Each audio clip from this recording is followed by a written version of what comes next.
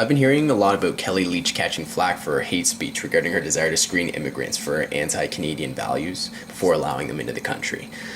The news, as well as some conservatives, are attacking her for saying she wants to do this, calling it hateful, among other things.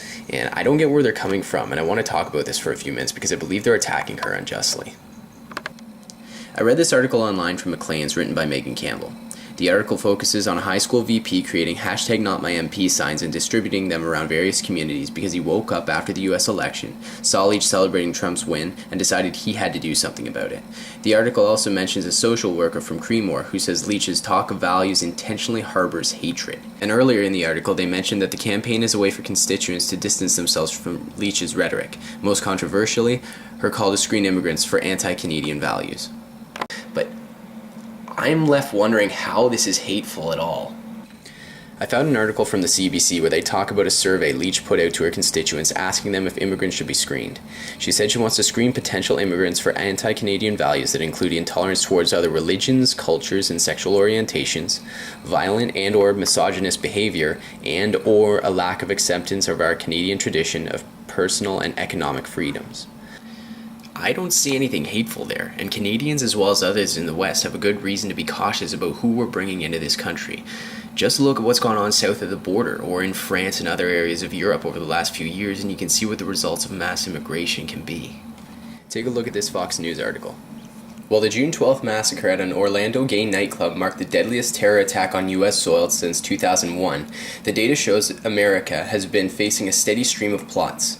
For the period September 2001 through 2014, data shows the U.S. successfully prosecuted 580 individuals for terrorism and terror-related cases. Further, since early 2014, at least 131 individuals were identified as being implicated in terror. Across both those groups, the senators reported that at least 40 people initially admitted to the U.S. as refugees later were convicted or implicated in terror cases. Among the 580 convicted, they said, at least 380 were foreign-born.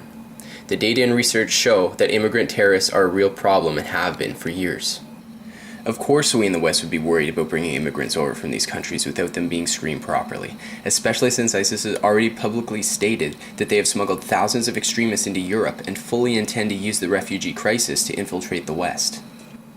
Data from the Arab Center for Research and Policy Studies shows that 4% of immigrants they studied that claim to be Syrian refugees have a positive view of these terrorist groups, while another 9% view them positively to some extent. If we take those numbers and do the math regarding the 35,745 Syrian refugees Trudeau has brought into Canada so far, that means that 1,430 could potentially view these terrorists positively, and 3,088 view them positively to some extent. That sounds very dangerous. Not to mention the fact that Canadian schools are already having problems with the migrants that have been brought in. In an article from The Sun, they talk about 29 Syrian refugees who became part of the student population of 1,900 at Fredericton High School early in the new year. Most of the Syrian refugees were eager to learn, a handful were not. The teachers described how some bullied younger students and were insolent and disrespectful to teachers, particularly female teachers.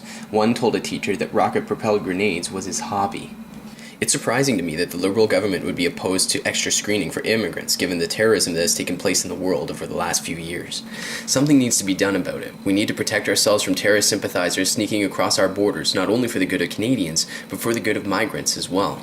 They are coming here to escape the violence, sexism, racism, and religious extremism of ISIS, not to experience more of the same. There's nothing hateful about wanting to protect ourselves and the migrants we bring over to this country, and one of the best ways to do so will be to stop the people who believe in this violent culture before they can get here.